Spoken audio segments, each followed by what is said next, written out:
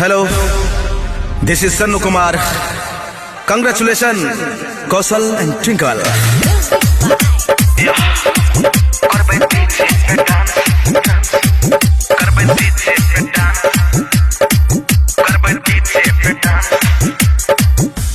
कौशल twinkle के छे आई शादी,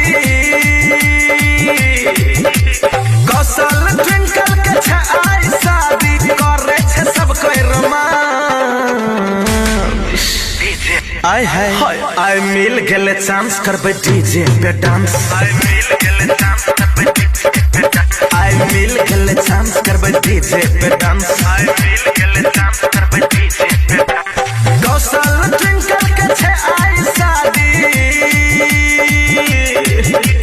कौशल ट्विंकल के छे आई शादी, करे छे सब कोई रोमांस। आई है आई मिल गेले चांस करबे डीजे पे डांस, आई मिल गेले चांस करबे डीजे पे डांस, आई मिल गेले चांस करबे डीजे पे डांस, आई मिल गेले चांस करबे डीजे पे डांस।